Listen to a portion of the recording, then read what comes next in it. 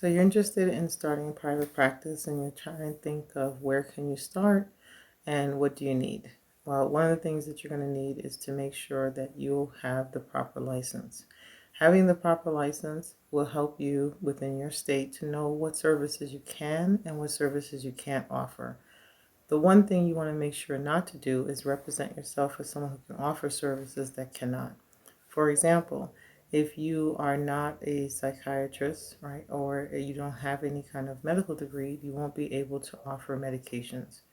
But if you are a psychiatrist and you are licensed to be able to provide medications, then you can offer that as an additional service, as something that they'll come to you for a one-stop shop kind of thing.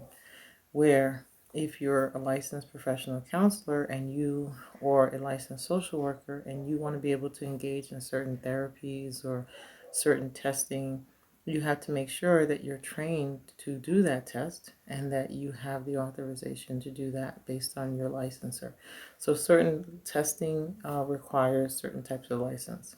Now, if you're not licensed to do mental health counseling, but you have a degree, a master's degree, and your master's degree is in the field of psychology, and you want to offer some kind of services, you want to be able to have a private, you wouldn't call it a private practice, but you want to offer some services, that's when you want to look at and say, okay, so maybe I can do something in the coaching realm. Can't do medical counseling, can't diagnose, but there you can do something in the coaching realm. And so you want to look at that. So, why is it important to make sure you have the proper licensing before you start your private practice? Well, I'm going to tell you, it is very important to start and have the proper licensing in place before you decide what services you're going to offer, who you're going to offer those services to, how much you're going to charge for those services, because you never want to represent yourself as being able to do something that you are not within your scope of practice to do. Think of scope of practice as these beautiful little boundary lines you don't want to cross, right? You want to make sure that what you say you're going to offer, you are capable of offering it because you have the proper licensing and that you actually deliver it. So that's why it's important to be properly licensed.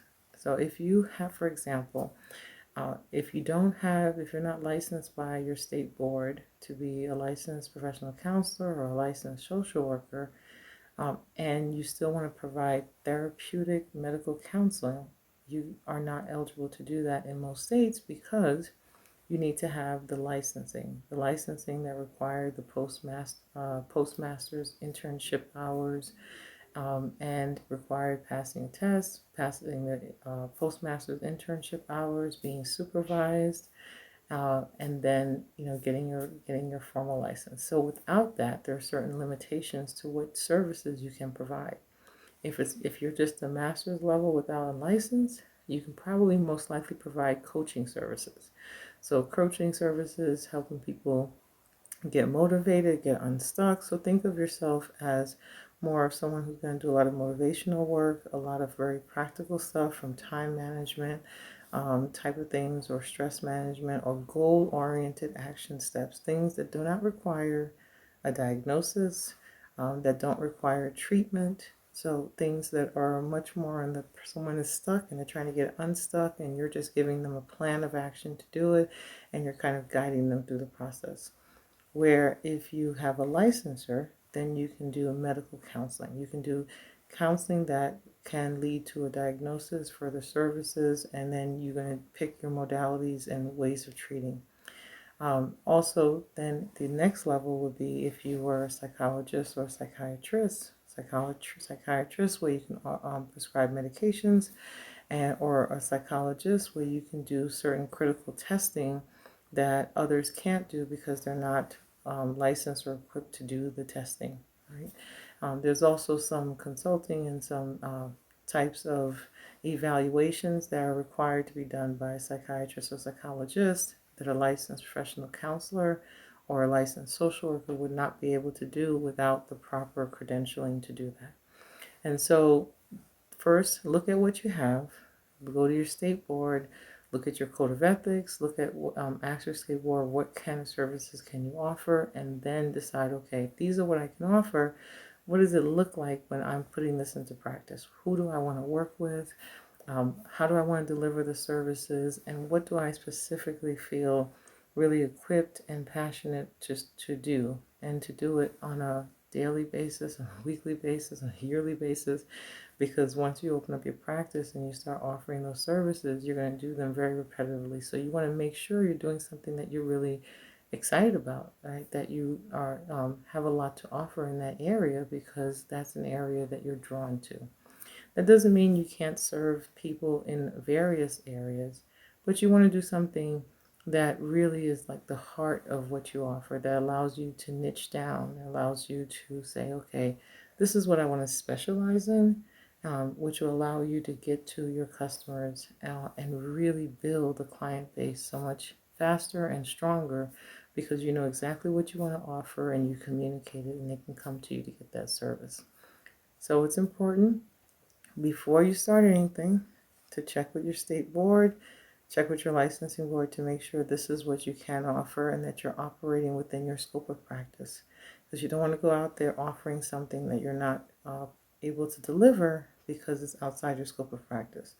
Also, this is a good protection, because when people get into trouble and when there's lawsuits is when they start operating out of their license, outside their scope of practice, doing things that they're not authorized to do, have not been trained and equipped and supervised and blessed off to be able to offer that service. So to protect yourself, to allow yourself to build this business and really grow it, you want to make sure you're operating within those boundaries. Okay, so it's exciting, and the next step is going to move you closer to getting your private practice off the ground and getting off the ground the way that you are envisioning it. We'll start with making sure you're properly licensed, and then you'll check out the next video to find out what to do next. So just as a point of reviewing, you want to make sure that you are properly licensed, that you've checked with your state licensing board to see what it is you can and can't offer before you go into private practice. You want to make sure that you are always operating within your scope of practice, what I can do based on what I've been licensed, granted by my state permission to do. Right, so you want to definitely check your code of ethics, make sure that you're following those guidelines, because they will protect you as you go forward. Once you have that, we move on to step 2. So check in the next video for what to do next. Once you figure out this is what I can offer based on my license, based on my credentials. Your credentials, something you're going to hear a lot, is what are you able to do? Right? It's really answering that based on this is what my schooling taught me, this is what my licensing allows me to do, and if any special training is also considered into that package of your credentialing, and says, okay, this is what this person is capable of doing, and we can fairly say that if we expect them to do these services, they are qualified to offer and deliver these types of services. So get familiar with the word credentialing, because that's something you're going to have to do for any job that you take or any business that you start that allows you to use your licensing. And so when you want to get with medical and insurance companies so that you can bill them to provide services to your potential clients, they are going to credential you with that insurance company, which allows you to provide services. That insurance company says, yes, this person can provide services for our people who are using our insurance, and we will in turn reimburse them for that service based on the fact that they're qualified to offer it, they have a contract with us, and they're offering it at the price that we've already set and agreed within the contracts. So good thing to know that that is a term that you should get very familiar with, and also that it's important to know what you're able to do within the scope of your license. See you at the next video.